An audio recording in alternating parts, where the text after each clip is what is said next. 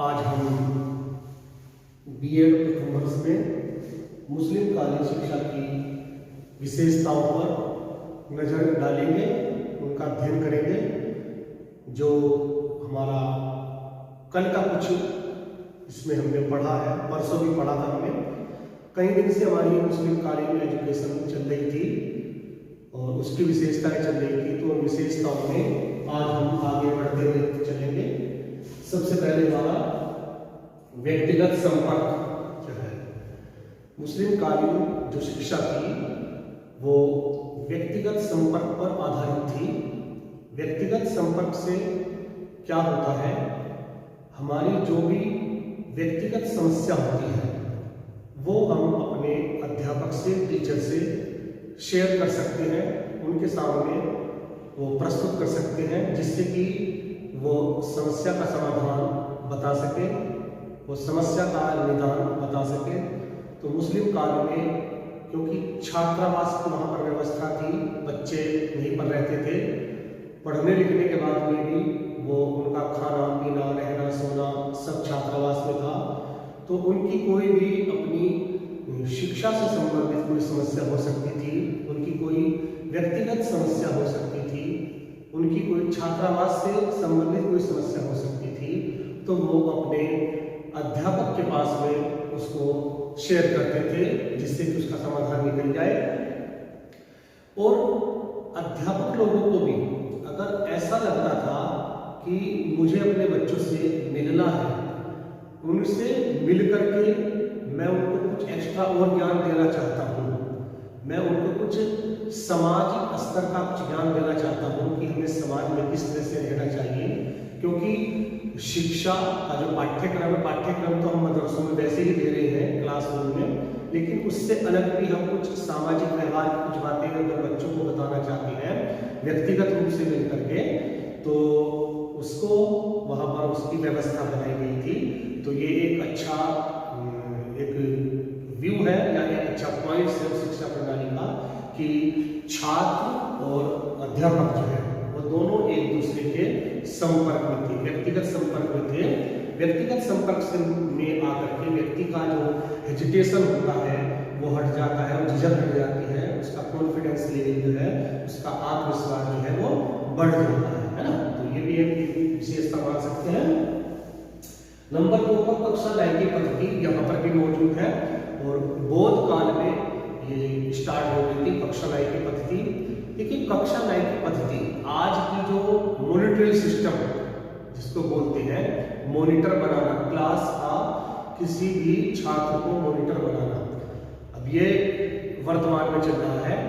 अब उस छात्र की क्या जिम्मेदारी हो जाती है, उस छात्र की जिम्मेदारी होती है कि उस क्लास का थोड़ा सा क्लास का मैनेजमेंट रखना है, थोड़ा सा उसको करके क्या ब्लैक बोर्ड साफ रखना है टीचर के आने से पहले, आपका जो डस्टर है ये डस्टर अवेलेबल होना चाहिए, चौक वहाँ पर अवेलेबल होनी चाहिए, कुर्सियाँ जो इधर उधर रखी हुई होंगी वो व्यवस्थित रूप से रखी हुई होनी चाहिए।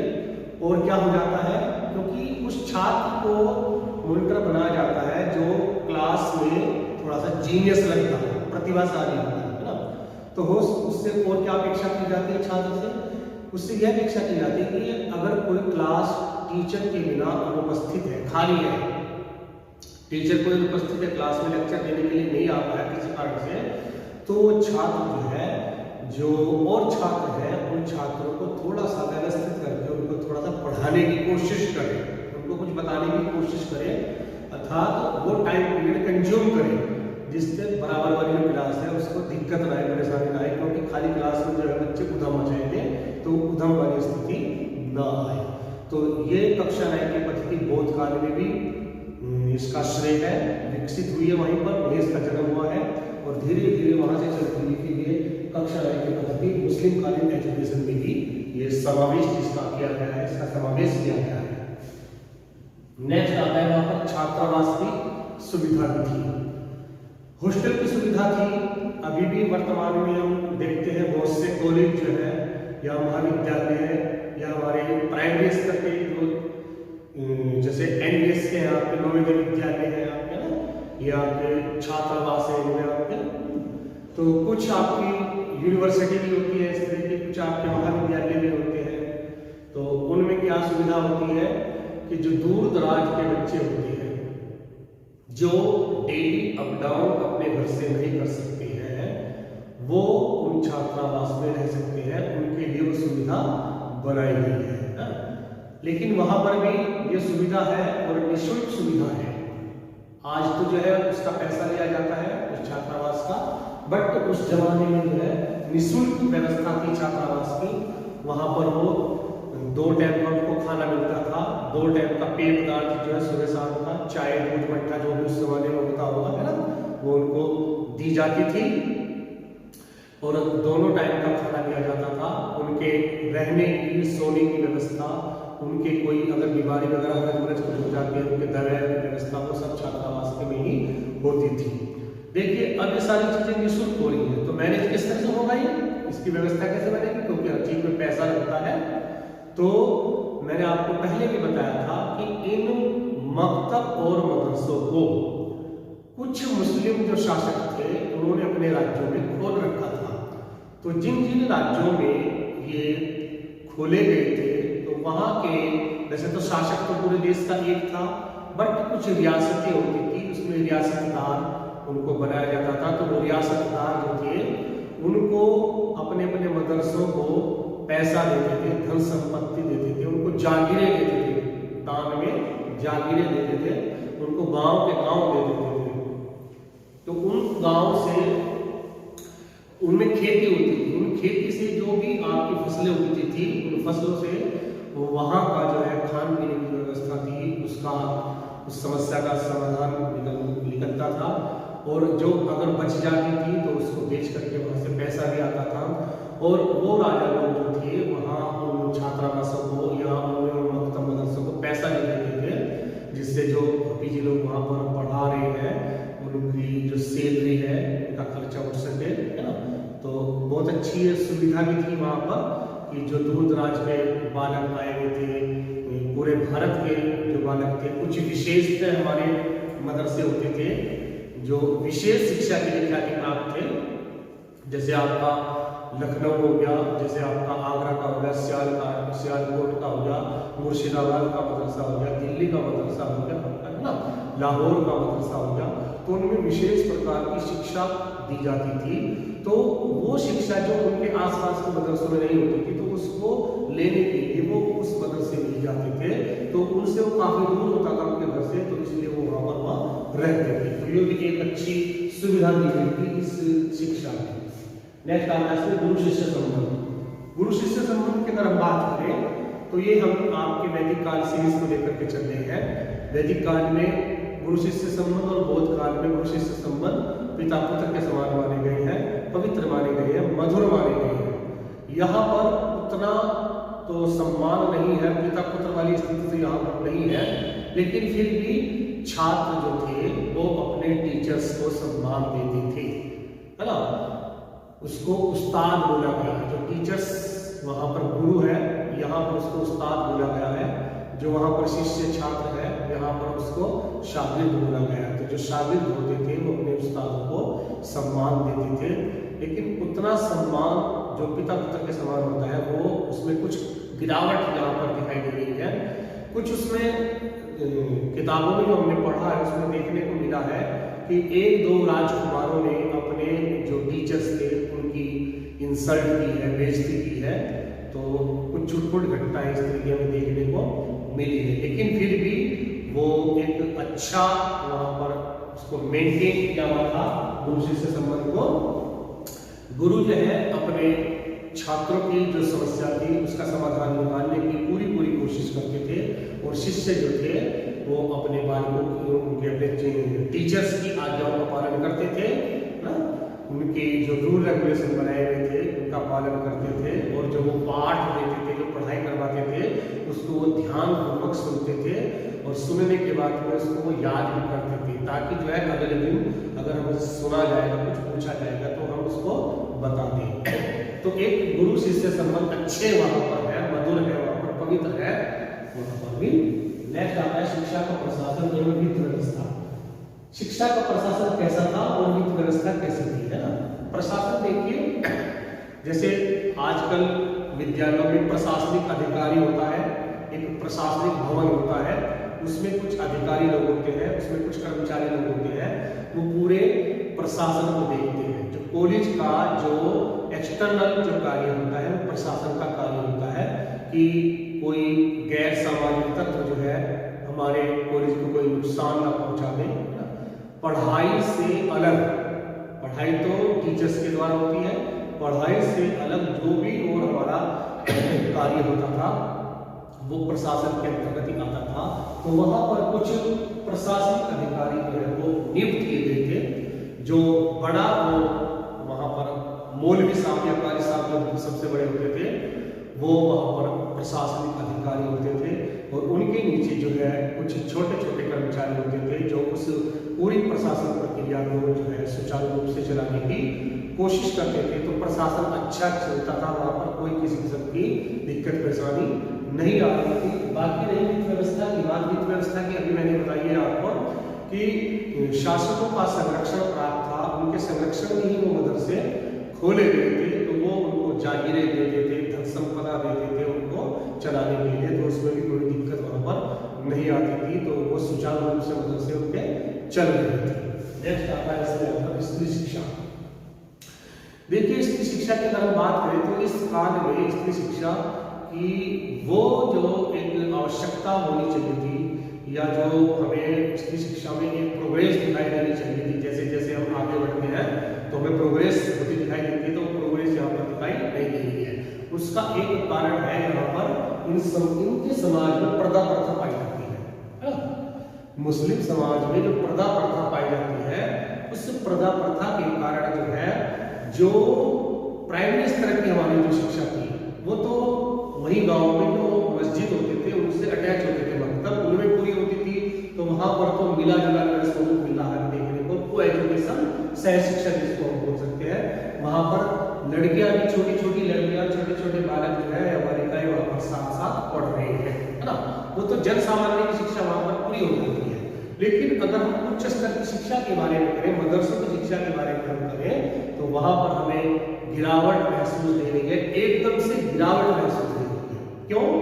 क्योंकि जो शाही परिवार की थी, जो कुलीन परिवार की थी, देखिए जो शासक वर्ग था, उन शासक वर्ग के परिवारों की जो लड़कियां थी या उनके नीचे जो उच्च स्तर पर कुछ अधिकारी लोग थे, उनके परिवार की जो बेटियां और लड़कियां थी वो कुछ पढ़ लिख गई है। अदरवाइज वहां पर जन सामान्य की, जो जन साधारण की जो लड़कियां थी वो उच्च शिक्षा से वंचित रह गई है। तो मैं आपको थोड़े से कुछ नाम बताता हूँ उन पढ़ी लिखी महिलाओं के जिन्होंने वहां पर उच्च शिक्षा प्राप्त की है। जैसे इसमें बताया है कि बाबर की जो बेटी थी गुलबदन, वो एक बहुत बड़ी लेखिका रही है, और उसने एक बाबर नाम का जो है किताब का उसमें रची है वो। उसके बाद में हुमायूं की भतीजी रही है सलीमा सुल्तान, वो एक बहुत अच्छी कवित्री रही है। आपकी नूरजहां है, मुमताज महल है, जहां आरा है आपकी, ये अरबी और फारसी भाषा की जो है बहुत अच्छी साहित्यकार रही है, उसकी जानकार थी, है ना। रजिया बेगम जो है आपने उसका नाम सुना है, रजिया बेगम चांद बीबी जो एक शासिका रही है, उन्होंने एक प्रदेश का शासन संभाला है, वो भी पढ़ी लिखी महिलाएं थी। और एक चीज मैं बता देता हूँ आपको, एक सारंगपुर जगह थी, वहां पर एक शासक जो है ग्यासुद्दीन, उन्होंने एक स्त्रियों के लिए जो है एक विशेष मदरसा खोला हुआ था कि उसमें जो है वो स्त्री ही शिक्षा को ग्रहण कर सकती थी। नेक्स्ट आता है इसमें जन शिक्षा की बात। जन शिक्षा किसे कहते हैं?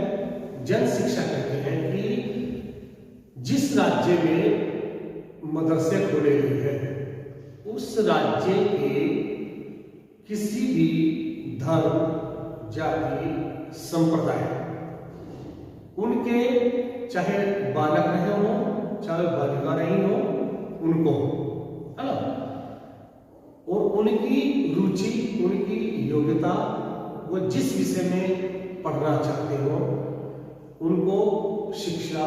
ये समान अवसर मिले, ये एक जन शिक्षा कहलाती है।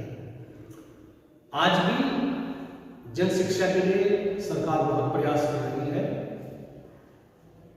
और 1950 में जब हमारा संविधान लागू होता है तब भी एक नारा दिया गया था कि 6 वर्ष से 14 वर्ष तक की आयु वर्ग के बच्चों के लिए निःशुल्क और प्राथमिक शिक्षा अनिवार्य होगी। अर्थात एक प्राइमरी स्तर की जो शिक्षा है वो किसी भी जाति वर्ग के लिए, उसके लिए कोई बंधन नहीं है, किसी धर्म के लिए, किसी स्थान के लिए, किसी रंग भेद के लिए कोई उसके लिए बंधन नहीं है। सभी लड़कियों सभी लड़कों को शिक्षा दी जानी जरूरी है ना। तो यहाँ पर उसमें भी गिरावट देखने को मिल रही है। कैसे, मैं बताता हूं। क्योंकि मकतब और मदरसों में सिर्फ या ज्यादातर जो है वो बच्चे जो है मुस्लिम जो कम्युनिटी थी वहां से पढ़ने आते थे या मुसलमानों के बच्चे ही पढ़ने आते थे, जन सामान्य के बच्चों में नहीं पढ़ते थे। क्योंकि उनका जो पाठ्यक्रम का जो ऑर्गेनाइजेशन था, उन्होंने पाठ्यक्रम जो बनाया था वो जन सामान्य के लिए नहीं था।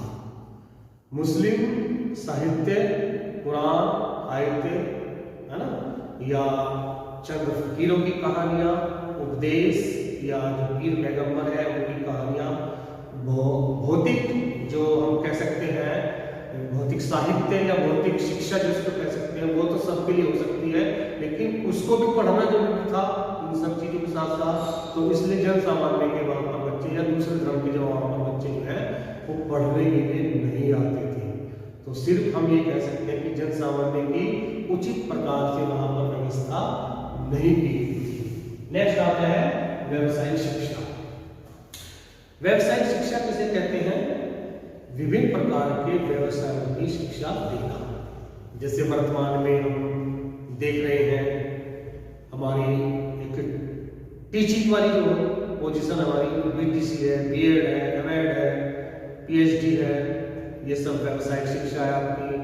आपका बीबीए है, एमबीए है, बीसीए है, एमसीए है, आपकी पॉलिटेक्निक है, आपकी आईटीआई है। और जैसे जैसे समाज में इनोवेशन होती जा रही है, खोज होती जा रही है, नई नई आवश्यकताएं जो है या नए नए हमारे समाज में संशोधन होते जा रहे हैं। कंप्यूटर का काम अब बड़े जोरों शोरों पर है। अब फिलहाल जो है सौर ऊर्जा जो है एक नया इनोवेशन निकल करके आ रहा है कि सौर ऊर्जा के ऊपर बहुत खोज हो रही है कि सौर ऊर्जा का हमारे जीवन में कितना महत्व है, हम उससे कितना उसका दोहन हम उसका कर सकते हैं कि उसके पास अपार संपदा है। सौर ऊर्जा जो है अपार है, वो खत्म नहीं हो सकती है। तो उसको हम कैसे कैसे उसका उपयोगिता कर सकते हैं, कहाँ कहाँ उसको उपयोगिता कर सकते हैं। तो इसमें बहुत स्कोप है, अब क्षेत्र है उसको पढ़ने के लिए। तो अब ये भी पाठ्यक्रम में सम्मिलित कर दिया गया है, तो ये भी आपकी व्यावसायिक शिक्षा आ गई है। तो इसी प्रकार से उस जमाने में जो भी व्यावसायिक शिक्षा रही होगी उनकी उन्होंने उचित व्यवस्था कर रखी थी। जैसे मैं बताता हूँ आपको मिलिट्री एजुकेशन, सैनिक शिक्षा। सैनिक शिक्षा भी मदरसों में दी जाती थी। तो सैनिक शिक्षा उनकी प्रमुख शिक्षा थी, क्योंकि उनका एक ही उद्देश्य था अपने राज्य का विस्तार करना, अपने साम्राज्य का विस्तार करना, उसको जितना ज्यादा से ज्यादा बढ़ा सकते हो बढ़ाना, है ना। भारत के जितने भी राजपूत राजा थे उनसे उनकी हमेशा लड़ाइयाँ होती रहती थी। तो उनके लिए वो सेना को अपनी बढ़ाते रहते थे, कुछ मुस्लिम कम्युनिटी से, कुछ हिंदू कम्युनिटी से भी वो सैनिकों को बढ़ाते रहते थे, ताकि हम अपना उनसे जो लड़ाई होती थी उसको अपना उस युद्ध को जीत करके अपना साम्राज्य का विस्तार कर सके। तो उनमें भी दो तरह की शिक्षा यहाँ पर बताई है। तो जो सामान्य व्यक्ति होते थे, जो सैनिक बनते थे उनके लिए, और दूसरी जो शहजादे होते थे या जिनको युवराज बोलते थे, राजा के बेटे जो है ना, वो दूसरे जो राज्य होते थे उनके वो रियासतदार होते थे, है ना। तो उनके लिए अलग शिक्षा होती थी। जैसे सामान्य व्यक्तियों के लिए जो सैनिक बनते थे उनके लिए क्या था, जैसे घुड़सवारी हो गई, भाला फेंकना हो गया, तलवार चलाना हो गया, है ना। इसके साथ साथ में अस्त्र शस्त्र निर्माण की भी जो शिक्षा है, या बंदूक चलाना है, या तोप दागना है, या गोला दागना है, ये सब शिक्षा होगी जन सामान्य की होगी।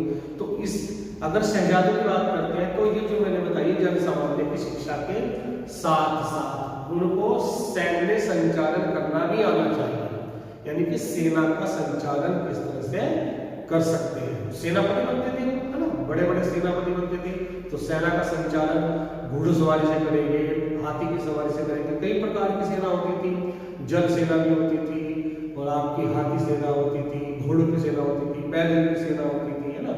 तो सैन्य संचालन करना, किलाबंदी करना, ये सब चीजें ये शहजाद शिक्षा के अंतर्गत भी आती थी। तो ये होता था आपका सैनिक शिक्षा में। दूसरा आपकी विभिन्न प्रकार की जो ललित कलाएं होती हैं, ललित कलाएं फाइन आर्ट्स जिनको बोलते हैं, जैसे आपकी स्थापत्य कला है, जैसे आपकी चित्रकला है, जैसे आपकी संगीत कला है, इसका भी वहां पर बहुत ज्यादा विकास हुआ है। स्थापत्य कला का तो बहुत ज्यादा विकास भारत में आज भी, उसके हम उदाहरण दे सकते हैं। एक विश्व प्रसिद्ध जो ताजमहल है वो स्थापत्य कला का बहुत बड़ा नमूना है जमाने का, है ना। कुतुब मीनार है, कुतुबुद्दीन ऐबक के जमाने में वो शुरू हुई थी, इसने इसको पूरा किया है। और आपका अलाई दरवाजा है, हौज हाउस है, ये आपके अलाउद्दीन के बनाए गए हैं। और आपका शेर शाह सूरी जो है रोहतासगढ़ का किला है। दिल्ली का जो आपका लाल किला है वो शाहजहां के समय में इसका निर्माण हुआ है। शाहजहां ने ताजमहल और दिल्ली का लाल किला और आपकी जामा मस्जिद जो है और आपका आगरे में किला है, उसका भी निर्माण जो है वो करवाया है, वो अकबर के जमाने में हुआ है।